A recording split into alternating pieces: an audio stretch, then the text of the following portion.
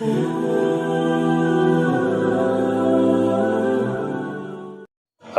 بالله السميع العليم من الشيطان الرجيم.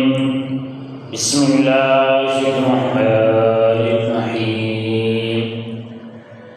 أولئك الذين يعلم الله ما في قلوبهم فأعرض عنهم وعظهم وقل لهم في أنفسهم قولا بليغا.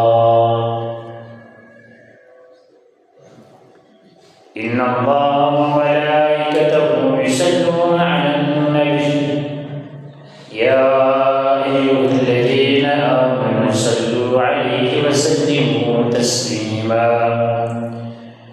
اللهم صل على محمد وعلى آل محمد كما صليت على إبراهيم وعلى آل إبراهيم إنك حميد مجيد. اللهم بارك على محمد وعلى آل محمد كما باركت على إبراهيم وعلى آل إبراهيم إنك حميد مجيد. سبحانك لا علم لنا إلا ما علمتنا إنك أنت العليم الحكيم. اللهم انفعنا بما علمتنا وعلمنا ما ينفعنا وزدنا علما. رب اشرح لي صدري ويسر لي أمري واحلل عقدة من لساني يفقهوا قولي. رب زدني علما رب زدني فهما رب زدني عملا.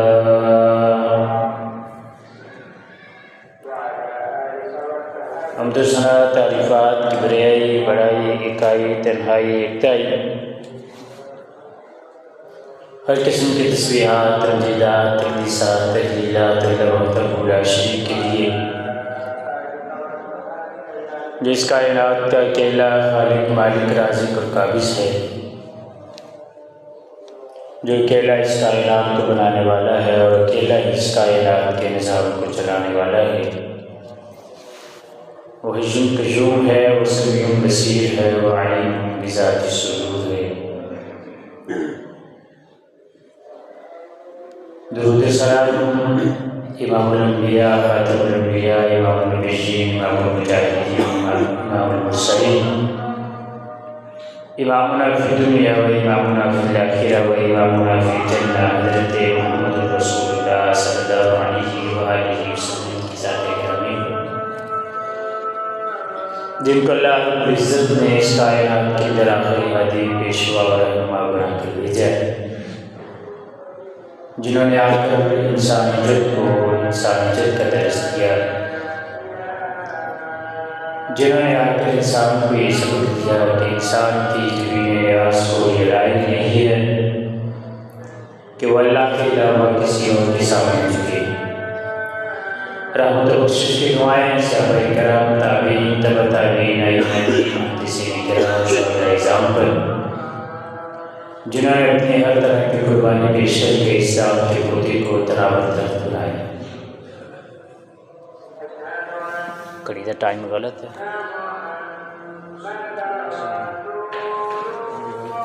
Time के time है इधर मैंने 10 टाइम। चलो ठीक है। अब आपसे गुजारिश है कि जो हमारे कुछ नमाजी अल्लाह रब्बुल इज़्ज़त ने और तौफीक दी पहले सफ़ में आके बैठते हैं तो उनकी नींद पूरी नहीं होती सारे खुतबे में, तो गुजारिश ये है कि जाग के बैठिएगा। अगर कोई सोए तो इजाज़त है मेरी तरफ से, साथ वाला आदमी सो जाए, क्योंकि जुमे का खुतबा एक सबक होता है और हम सबक सो कर गुजारते हैं, उसका फ़ायदा नहीं।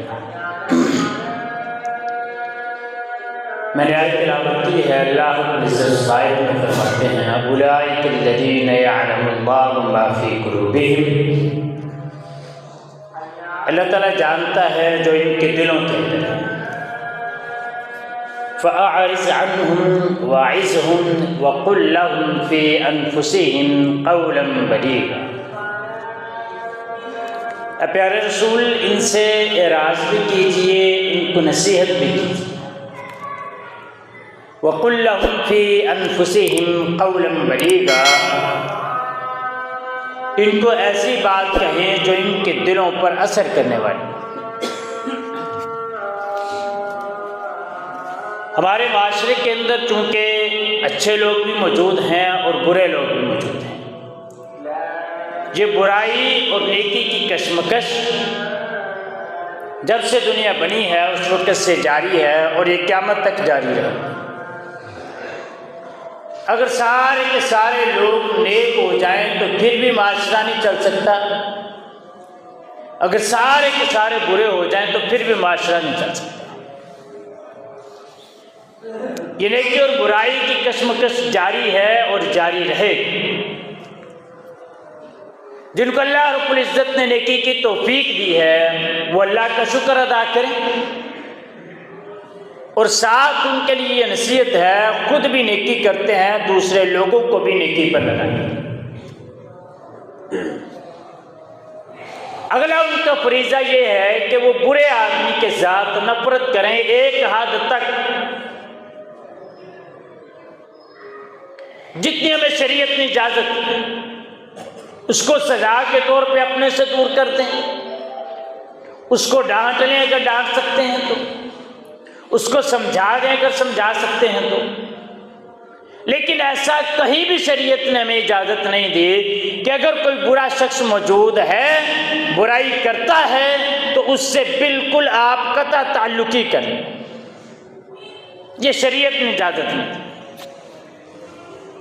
आप कहें कि ये बंदा नेकी की मैं इसको दावत दे दे के थक गया हूँ, लेकिन इसने मेरी दावत को माना नहीं, मेरी बात को तस्लीम नहीं किया, मेरी इज्जत को नहीं रखा, मेरी लाज को नहीं रखा, आज के बाद मेरा और तेरा ताल्लुक ख़त्म, आज के बाद तेरा और मेरा मरना जीना ख़त्म। इसकी शरीयत ने कहीं पे भी हमें इजाज़त नहीं। उठा के देख लें, बुरे आदमी से एक हद तक नफरत वो शरीयत में मौजूद है, लेकिन इस हद तक नफरत कि उसके साथ मरना जीना खत्म करना ये शरीयत में मौजूद नहीं है। जैसे रसूलुल्लाह सल्लल्लाहु अलैहि वसल्लम की हदीस आपने फरमाया, बनी इस्राइल के अंदर दो भाई थे, एक नेक था एक बुरा था। नेक भाई बुरे को समझाता रहता था, समझाता रहता था, समझाता रहता था, लेकिन वो ना समझा उसकी बात। एक दिन उसको गुस्सा आया, उसने कहा कि तुझे अल्लाह ने माफ भी नहीं करना। फरमाया दोनों फौत हो गए। अल्लाह रब्बुल इज़्ज़त ने बुरे आदमी को अपनी रहमत के साथ जन्नत के अंदर भेज दिया, और नेक आदमी से ये पूछा कि तू ये बता, तुझे ये इख्तियार किसने दिया है कि तुझे कहे कि तुझे अल्लाह ने माफ ही नहीं करना।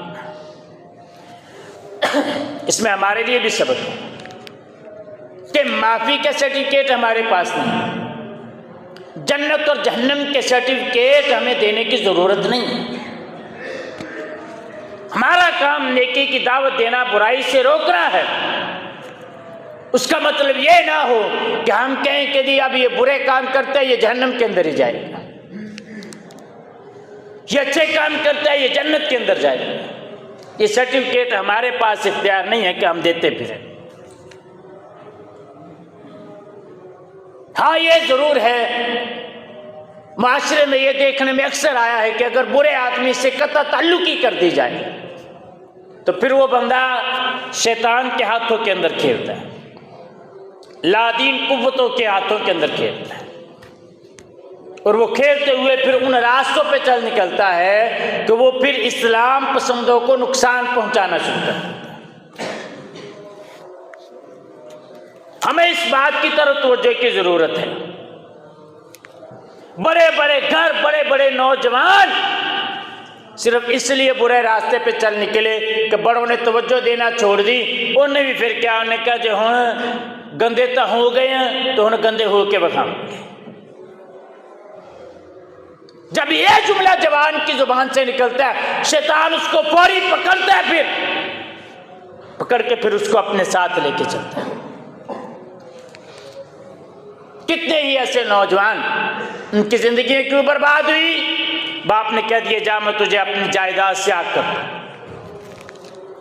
उन्हें कहा ठीक है, हूँ प्यो ने अगे प्यो पुछदा सी, उन्हें भी नहीं पूछना, हूँ अपन किन्ने पूछना।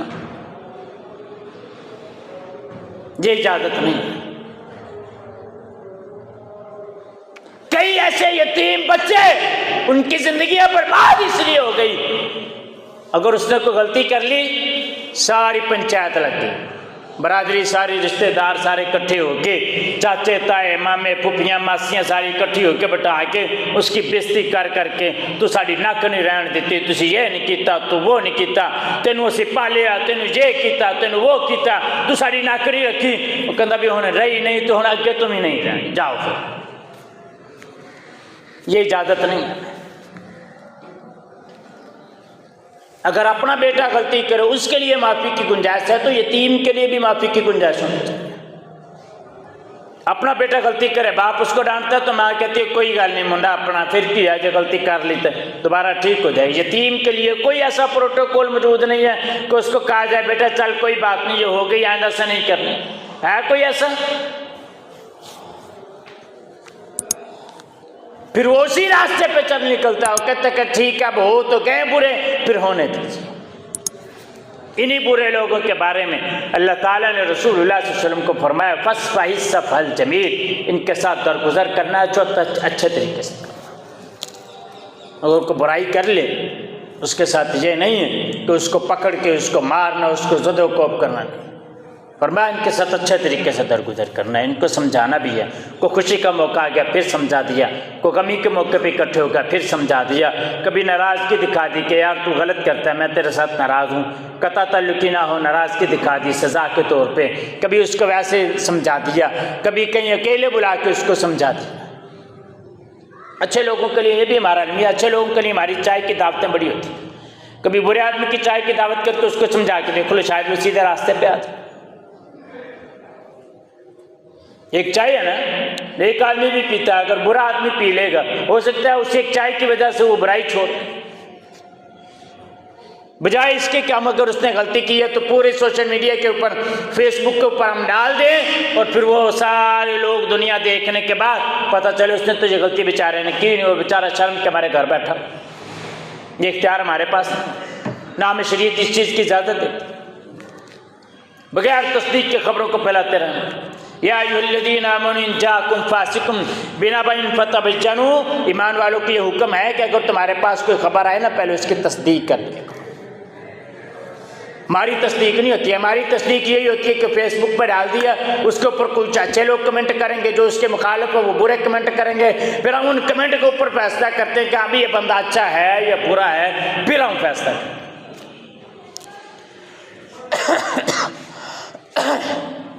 दूसरे मुकाम पे अल्लाह रब्बुल इज़्ज़त फरमाते हैं फ़कुल लहुम क़ौलन मयसूरा, पैगम्बर इनके लिए बात भी करनी है ना तो नरमी वाली बात कर, गुस्से वाली बात नहीं करनी। कैसे नरमी वाली बात करनी? रसूलुल्लाह सल्लल्लाहु अलैहि वसल्लम के पास एक आदमी आता है, आके क्या कहते हैं, कहते अल्लाह के रसूल मैं ज़ना की इजाज़त चाहता हूँ। आका अलैहिस्सलातु वस्सलाम फरमाते हैं सहाबाए किराम उठे उसको रोकने के लिए, ये कैसा आदमी कि सीधा आके अल्लाह के रसूल के पास ही ज़ना की इजाज़त तलब कर रहे हैं। अल्लाह के रसूल ने क्या फरमाया? फरमाया बैठ। उसको अपने पास बिठाया, सामने बिठा के पूछा अतुहिब्बुहु ली उम्मिका, बुरा आदमी है ज़ना की इजाज़त मांग रहा है। अल्लाह के रसूल ने क्या फरमाया? फरमाया अतुहिब्बुहु ली उम्मिका, तो पसंद करता है कि तेरी माँ के साथ कोई ज़ना करे? कहने लगा नहीं अल्लाह के रसूल मैं तो इस बात को पसंद नहीं करता। वल्लाहि जअलनी फिदाका, अल्लाह की कसम अल्लाह के रसूल कभी भी मैं इस बात को पसंद नहीं करूँगा कि मेरी माँ के साथ कोई ज़ना करे। अल्लाह के रसूल ने फिर फरमाया ठीक है, अगर तू अपनी माँ के साथ पसंद नहीं ना करता इस बात को तो कोई और भी पसंद नहीं करता कि किसी की माँ के साथ कोई ज़ना करे। अल्लाह के रसूल ने दूसरा रिश्ता का नाम फरमाया अतुहिब्बुहु ली उख्तिका, क्या तू इस बात को, ये तो ज़ना की इजाज़त तलब कर रहा है, क्या तू इस बात को पसंद करता है कि तेरी बहन के साथ कोई ज़ना करे? वल्लाह अल्लाह की कसम अल्लाह का रसूल मैं नहीं पसंद करता इस बात को। अल्लाह के रसूल ने फरमाया फिर सुन ले, कोई और भी पसंद नहीं करता कि उसकी बहन के साथ कोई ज़ना करे। अल्लाह के रसूल बैठो हैं। फिर तीसरा अल्लाह के रसूल ने रिश्ता बनाया अतुहिब्बुहु ली इब्नतिका, क्या तू पसंद करता है कि तेरी बेटी के साथ कोई ज़िना करे? अल्लाह की कसम, अल्लाह के रसूल, मैं नहीं पसंद करता। फरमाया कोई और भी पसंद नहीं करता है कि उसकी बेटी के साथ कोई ज़िना करे। अल्लाह के रसूल फरमाते हैं अतुहिब्बुहु लिखालती का, क्या तू पसंद करता है कि तेरी खाला के साथ कोई ज़िना करे? नहीं अल्लाह के रसूल, मैं अल्लाह की कसम मैं नहीं पसंद करता। आपने फरमाया अच्छा फिर कोई और भी पसंद नहीं करता है कि उसकी खाला के साथ कोई ज़िना करे? अल्लाह के रसूल ने फिर फरमाया तो हिब्बुहु लिअम्मती का, क्या तू पसंद करता है कि तेरी फूफा के साथ कोई ज़िना करे? अल्लाह की कसम अल्लाह के रसूल मैं नहीं पसंद करता। अल्लाह के रसूल ने फरमाया फिर और भी कोई पसंद नहीं करता कि उसकी फूफा के साथ कोई ज़िना करे। अल्लाह के रसूल, अब मैं ज़िना नहीं करूँगा। बुरा आदमी था, बुराई की इजाज़त तलब कर रहा है। अल्लाह के रसूल ने हमें क्या उसवा हसना दिया? अल्लाह के रसूल ने तो नहीं कहा चल उठ जा मजलिस से, नहीं, आपने उसको समझाया। समझाने के बाद अल्लाह के रसूल ने क्या किए? सारे रिश्ते गिनवाने के बाद कहता अल्लाह के रसूल अब मैं ज़ना के लिए इजाज़त नहीं तलब करूँगा। अल्लाह के रसूल ने अपना नरम व मुलायम फूलों की पत्तियों से नरम हाथ उसके सीने पर रखा और दुआ की अल्लाहुम्मा अग़फ़िर ज़ंबहु व तहिर क़ल्बहु व हस्सिन फ़रजहु, या अल्लाह इसके गुनाहों को माफ़ कर दे, इसके दिल को पाक कर दे, इसकी शर्मगाह को पाक कर दे। क्या नमूना मिला, क्या हमें तरीक़ा मिला, क्या हमें सीरत मिली, क्या हमें किरदार मिला। लक़द कान लकुम फ़ी रसूलिल्लाहि उस्वतुन हसना, क्या उसवा हसना मिला कि अल्लाह के रसूल ने बुरे आदमी के लिए दुआ की है। कभी हम भी किसी बुरे आदमी को अपने घर में बुलाएं और उसको इस तरह प्यार से समझा के उसके एक कप चाय का पिला के जब वो उठने लगे, ना भी वो समझे, उठने लगे, उसको क्या यार हाथ उठा, मैं भी दुआ करता हूँ, तू भी दुआ कर। अल्लाह के रसूल की सीरत है, अल्लाह के रसूल का तरीका है। अल्लाह के रसूल ने बुरे आदमी के लिए दुआ की, हो सकता है तेरा दिल फिर जाए। कभी ये काम करके तो देख, हो सकता है किसी बुरे आदमी की ज़िंदगी समझ जाए।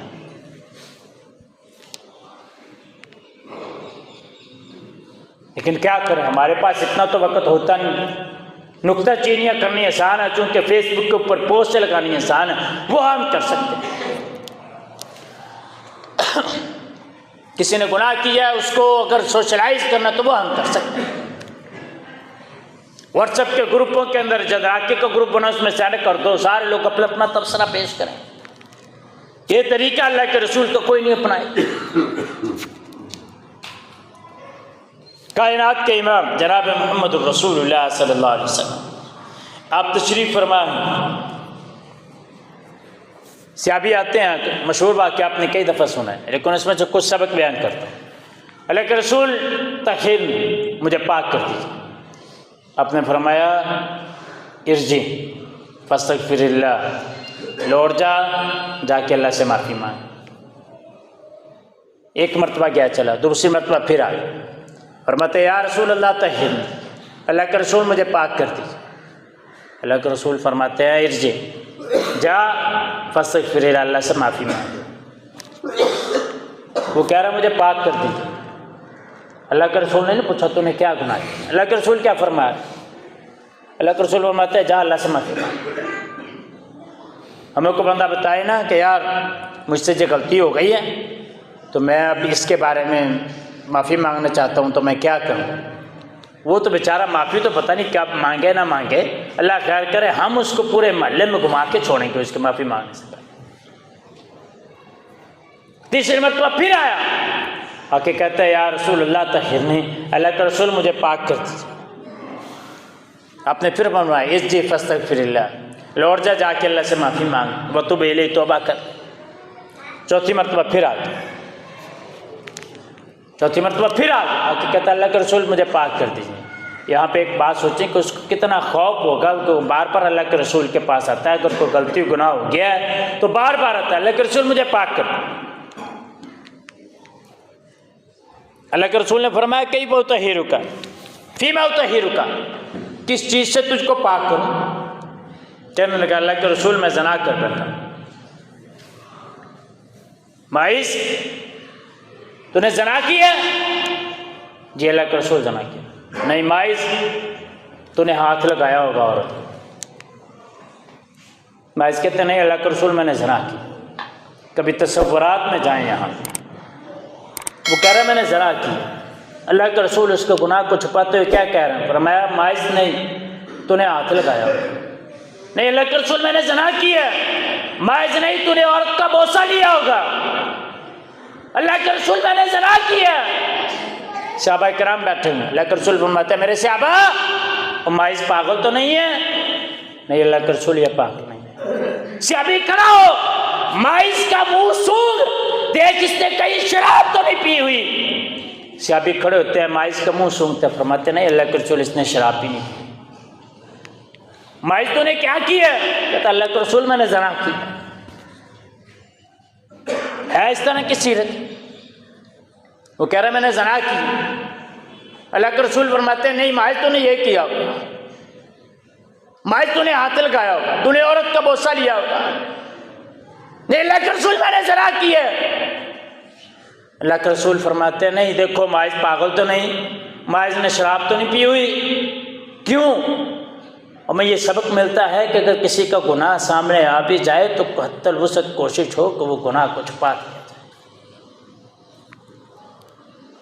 हमें तो कोई तीसरा बंदा आके बताए ना, तीसरा बंदा आके बता दे वो फलां बंदा इधर को इस तरफ जा रहा था, बस इतने कहने की देर है। अल्लाह खैर करे, अगली बातें हम खुद बना लेते हैं। अल्लाह के रसूल रुख्सत दे रहे हैं। अल्लाह के रसूल बनाते हैं माज नहीं तूने ऐसे किया, तूने ऐसे किया, तूने ऐसे किया। नहीं अल्लाह के रसूल मैंने ज़ना किया। अच्छा, माइज से पूछा तो शादीशुदा है? जी अल्लाह के रसूल शादीशुदा। फरमाया जाओ माइज को ले जाओ, इसको रजम कर दो, संसार कर दो।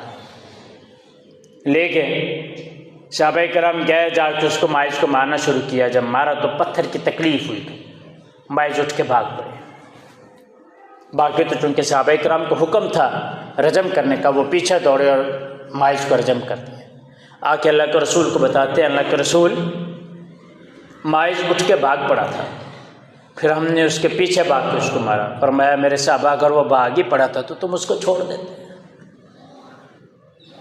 अगर वो भाग पड़ा था तो उसको छोड़ देते। कौन आदमी है ये?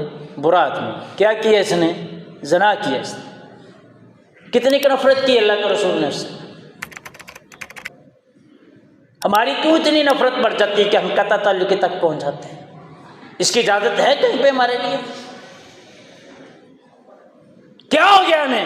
हम अल्लाह के रसूल से ज्यादा गैरतमंद हैं,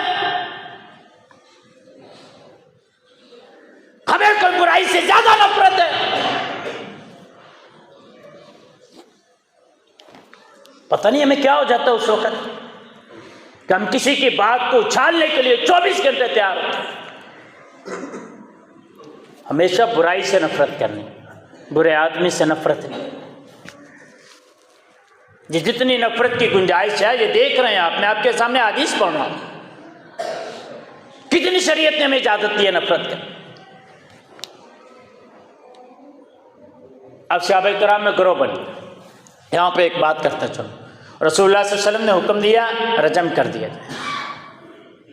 रसूलुल्लाह सल्लल्लाहु अलैहि वसल्लम जब मदीने में आके इस्लामी रियासत कायम की है ना, उस वक़्त से लेके रसूलुल्लाह सल्लल्लाहु अलैहि वसल्लम की वफ़ात तक, बाद में से खुलफ़ाए राशिदीन के दौर के अंदर कोई भी इस तरह का कोई ऐसा मामला जिसमें हदूदुल्लाह कायम होती है, बहुत कम ये मामला पेश आया। अगर पेश आया है तो उस आदमी खुद पेश हो गया दरबार के अंदर कि मेरे से ये गलती हो गई है, मुझे इससे पाक कर दीजिए, मुझसे ये गलती हो गई है, मुझे पाक कर दीजिए। कहीं ऐसा नहीं देखा होगा आपने कि बहुत ज़्यादा मामला पेश आए। अगर यही इस्लामी कानून के अंदर हुदूदुल्लाह का निफाज जो है ये हमारे मुल्क में हो जाए तो ये आए दिन इस तरह की वारदातें ना हो। लेकिन करें क्या? यहाँ पे मैं एक बात ये करता हूँ, करें क्या हम? जो जिन्होंने निफाज करना है हुदूदुल्लाह का वो खुद तो इसके अंदर शामिल है,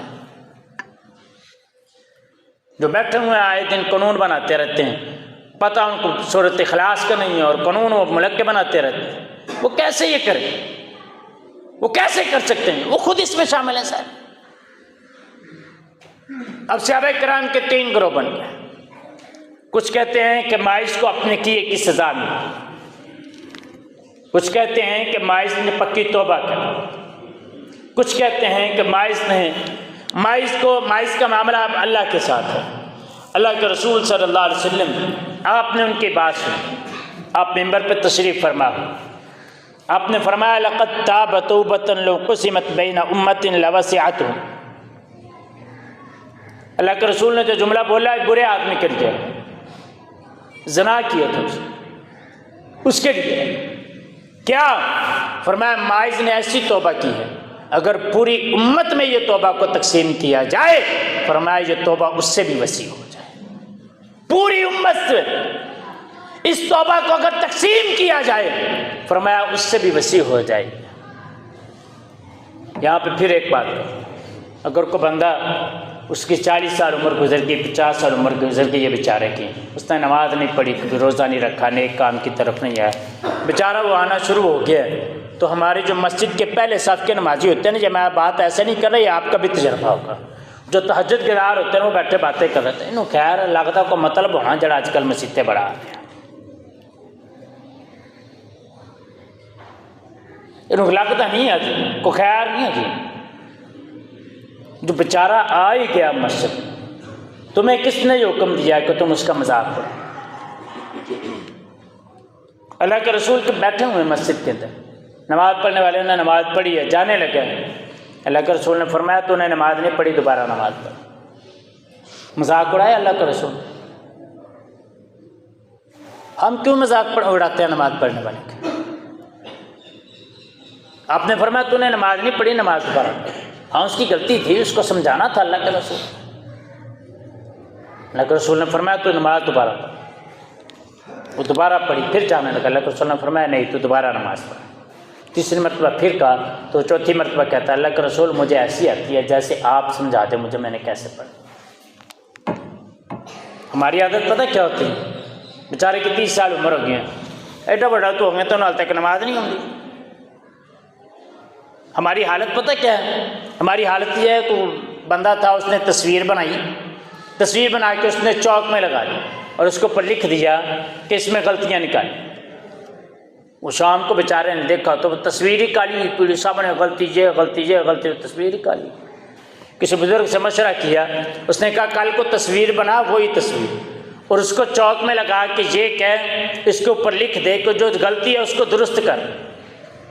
तस्वीर बिल्कुल साफ, दुरुस्त करने की हमारे पास तौफीक नहीं होती, हमारे पास इतनी सलाहियत अपने आप में नहीं है कि हम किसी की गलती को दुरुस्त कर सकें। गलतियां निकालने वाले हम सारे मौजूद। क्या हो गया हमें?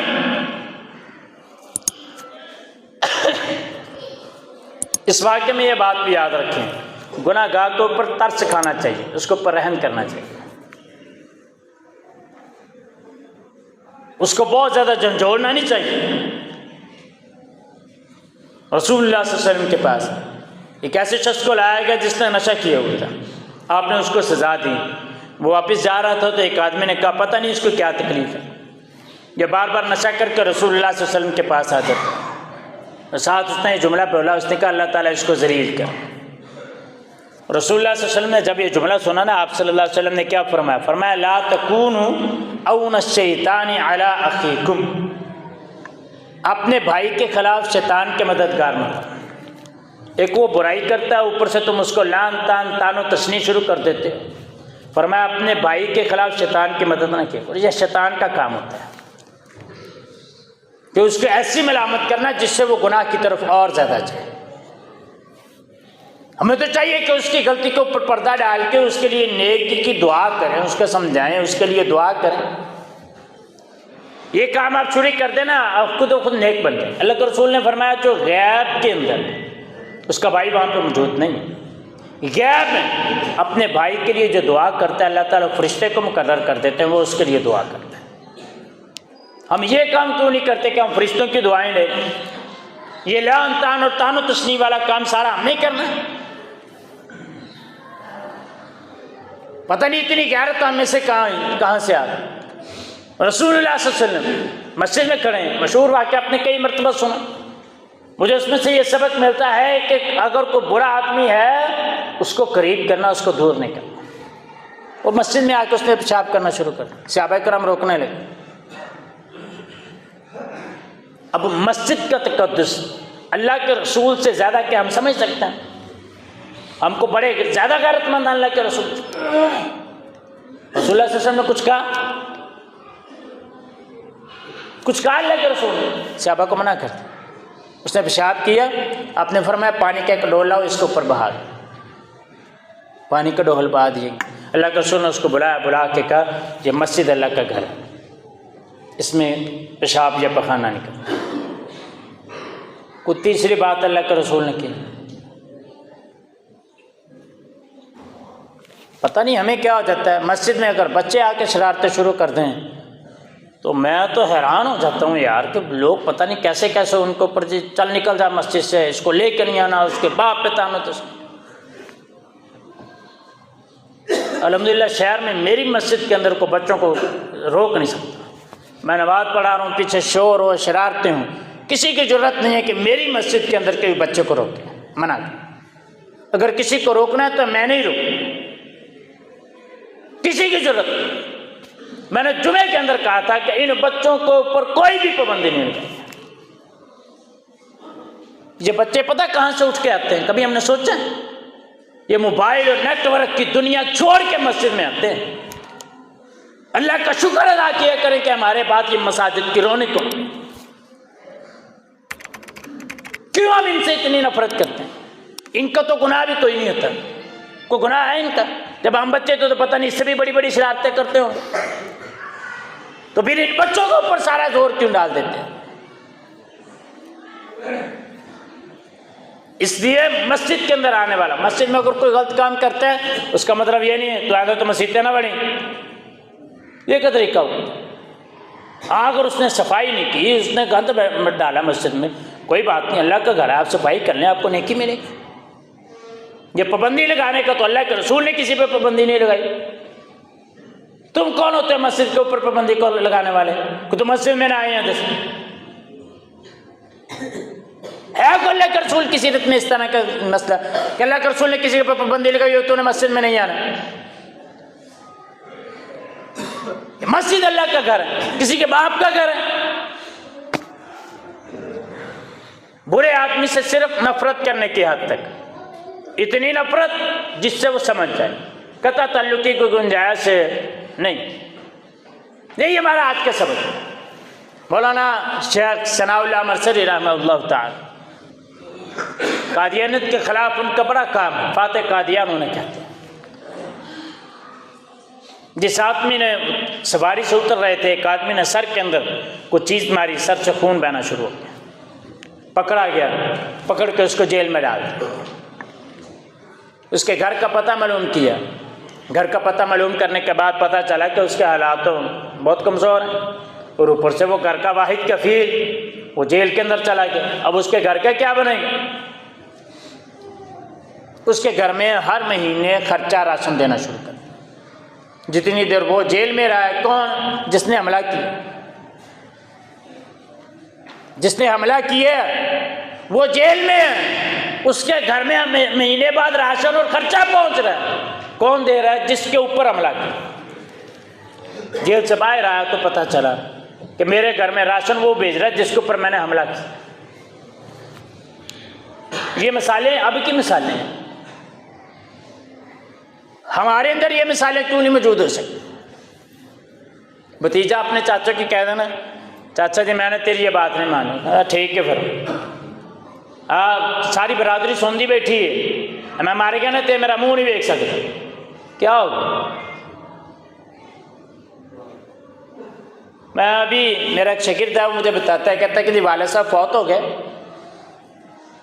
जो कहता मेरा ताया था वो लेट हो गया किसी बात से, ना आ सका, तो कहते वाले साहब ने जनाजा करवा के दफना दिया, इतला उसको मिल गया, लेकिन वो लेट हो गया जनाजे के टाइम से, इंतज़ार करते रहे, वो दफना दिए। कहते अभी तक इस बात को कोई 8-10 साल हो गए। कहते ये मेरा ताया जहाँ पे भी बरादरी में बैठता ना, कहना मेरा भरा आता हुआ जिन्हें मैंने पेरे प्यो का मुँह नहीं वेखन दिता। कहते पता नहीं कब जहाँ पे भी इकट्ठे होते हैं ये ताना कहते सुनना पड़ता है। ये ताने, ये तस्ली, ये क्यों खत्म नहीं होते? को फौतगी होगी है, फिर अगर कोई शादी है, फिर शादी पे नहीं आया जी तू, कहते तो ये कड़ा मैंने मंगनी तो सदे मंगनी तो नहीं आया तू कहते तुझे कड़ मैंने दिन पहुँचते सत्या कैसे इतराज़ात हैं? ये कोई इतराज़ात हैं करने वाले? अल्लाह के रसूल ने अब्दुर्रहमान बिन औफ रज़ियल्लाहु ताला अन्हु से पूछा, अब्दुर्रहमान दाढ़ी को रंग किया हुआ क्या बात ख्याल है? फरमाया अल्लाह के रसूल शादी की। अल्लाह के रसूल ने तो कहा मैं इमाम हूँ, मैं सरदार हूँ इनका, इनके लिए मैंने इनको दिन रात तो ईद की दावत देता हूँ, मुझे इसने बताया नहीं अब्दुर्रहमान बिन औफ। अल्लाह के रसूल ने तो नहीं कहा। फरमाया अब्दुर्रहमान वलीमा करना चाहे एक बकरी का ही करे। कोई है इस तरह की नाराजगी की कोई मिसाल अल्लाह के रसूल से दिखाए? अगर कोई मिसाल इस तरह की मौजूद है कि अल्लाह के रसूल ने नाराजगी का इजहार किया उसके साथ। हम कौनों के मुसलमान हैं कि जिनकी अनाई खत्म नहीं होती। अनाई किस चीज की है तू मैंने जानता नहीं। हमारे साहब फरमाया करते हैं औकात हमारी इतनी है, औकात हमारी इतनी है कि 2 मरतबा हम गंदी जगह से निकले, ये औकात है हमारी। और बात के तू मुझे जानता नहीं। बुराई से नफरत करनी है, बुरे आदमी से नफरत नहीं करनी। शेख अबुल बरकात रहमतुल्लाह ताला गुजरामाला के अंदर अभी कुछ देर पहले की बात है, फौत हो गए अब तो। फरमाने लगे कि मस्जिद में इसी तरह मदरसा था उनको, तो मदरसे में आदमी बैठा हुआ था, बच्चे मदरसे को दौड़ रहे थे, मस्जिद के अंदर भाग रहे थे, तो वो कोई बच्चा उसके साथ लग गया। उस आदमी ने कोई बुरा भला कहना शुरू कर दिया। शेख मस्जिद के साथ ही कमरे के अंदर तशरीफ़ फरमा थे, वहाँ से बाहर निकले। बाहर निकल के शेख ने उनसे कहा कि मैं आपसे माजरत करता हूँ, अब बच्चा है, गलती हो गई है, जाने दें। वो आदमी ना समझा इस बात को, वो बोलता बोलता मस्जिद से चला गया। वो मस्जिद से क्या गया, वो हफ्ता पूरा मस्जिद आई गुस्से की वजह से कि बच्चा मेरे साथ लगा गया।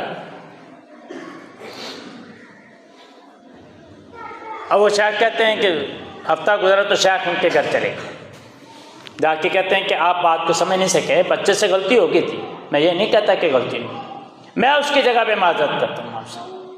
अब माजरत को कबूल फरमाया और मस्जिद में आना शुरू किया। फिर उस बंदे को ऐसा ऐसा एहसास हुआ, फिर वो मस्जिद में आना शुरू हुआ।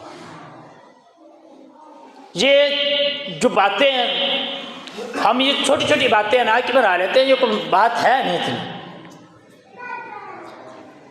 सलाम कहना, अगर किसी को सलाम कहते हैं वो बात ही नहीं मानता, सलाम का जवाब नहीं देता, 2 मरतबा हम कहते हैं, 3 मरतबा कहते हैं नहीं इतना। हमारे यहाँ पे आम मिसालें मौजूद हैं। शेख अब्दुल मनान नूरपुरी रहमतुल्लाह ताला वो एक आदमी को सलाम कहा तो है भी अकीदा उसका ख़राब था, वो नाराज़ होता था आगे से, बुरा भला कहता था उनको।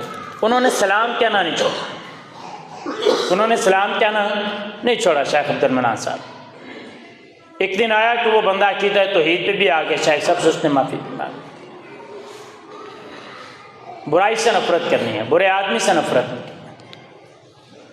अगर वो बुराई पे लगा हुआ है तो उसको समझाने की कोशिश करनी है कि यार इसको छोड़ दो, बजाय इसके कि हम कहें कि चल ठीक है लगा तो लगा रहे। सानू की हज़रत उमर रज़ियल्लाहु ताला अन्हु का दौर है। हज़रत उमर बयान करते हैं, फरमाते हैं रसूलुल्लाह सल्लल्लाहु अलैहि वसल्लम के पास एक आदमी को लाए, उसने शराब पी थी और उसका लक़ब जाना हिमार था, हिमार था उसका। वो शराब पी के आता था तो उसको अल्लाह के रसूल सज़ा मुकर्रर करते थे, उसको कोड़े लगवाते थे। कई दफ़ा उसको कभी कोड़े लगे। और ये बात याद रखें कि सज़ा शराब पीने की कोई हद मुकर्रर नहीं, शरीयत के अंदर कोई हद मुकर्रर नहीं। जो वक़्त का हाकिम है उस हिसाब से वक़्त का तकाज़ा देख के उसको कोड़े कभी 40 कभी 80 जितने वो मुनासिब समझे उतने लगते। किसी ने कहा कि ये अजीब आदमी है, बार बार शराब पी कर रसूलुल्लाह सल्लल्लाहु अलैहि वसल्लम के पास आ जाता है। अल्लाह के रसूल सल्लल्लाहु अलैहि वसल्लम ने क्या फरमाया, ला तलअनूहु, ना इस पर लानत करो। फवल्लाहि मा अलिमतु इल्ला अन्नहु युहिब्बुल्लाह व रसूलहु। फरमाया, अल्लाह के रसूल फरमाते हैं कि मैं जानता हूँ कि ये अल्लाह और उसके रसूल के साथ मोहब्बत करने वाला है। किसी के ज़ाहिरी हुलिये की वजह से उसकी ज़िंदगी का सारा किरदार ना खुद अपनी तरफ से बनाना शुरू कर दो। वो अगर कोई गलत काम करता है तो उसकी मग़फ़िरातें हैं, आपको ये ज़रूरत नहीं है कि उसकी तहज्जुद के ऊपर तबसरा शुरू कर।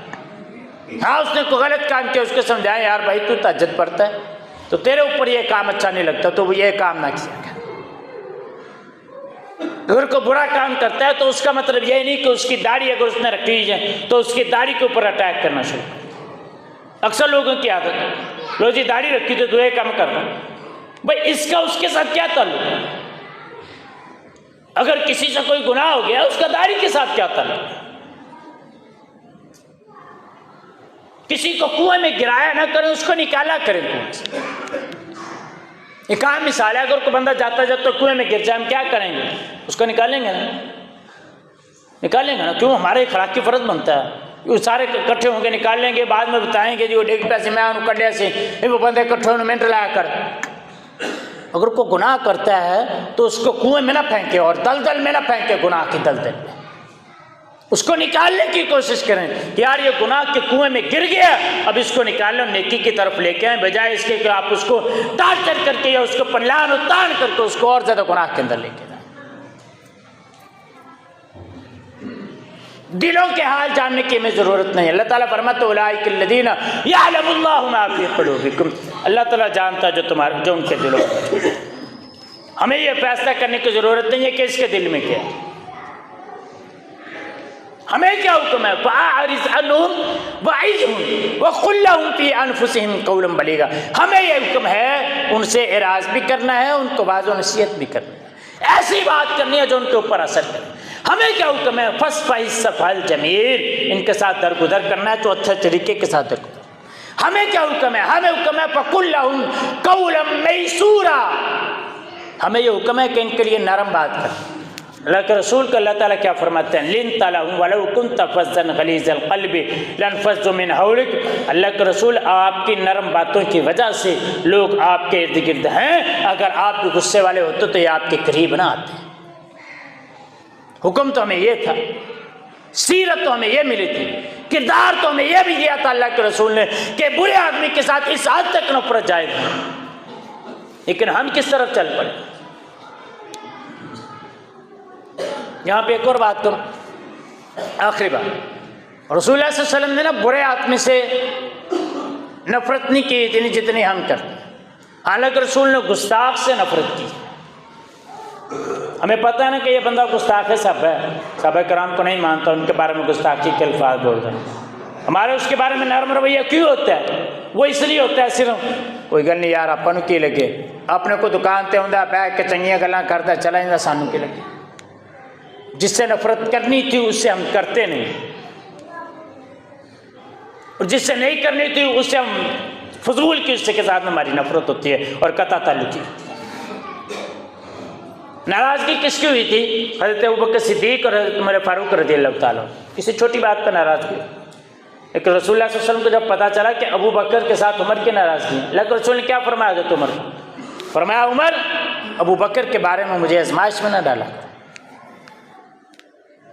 असर तो यह थी कि हमने यह करना था, जिसने सहाबा कराम के साथ बुग़्ज़ रखा है, उसने गुस्ताखी की, उसके साथ हमारी नफरत होनी चाहिए। अगर कोई गुनाहगार है उसके गुनाह से तो हमें नफरत हो, लेकिन उस आदमी से हमारी नफरत नहीं होनी चाहिए। ये हमें शरीयत दरस देती है। अल्लाह रब्बुल इज़्ज़त से दुआ है हमें अमल की तो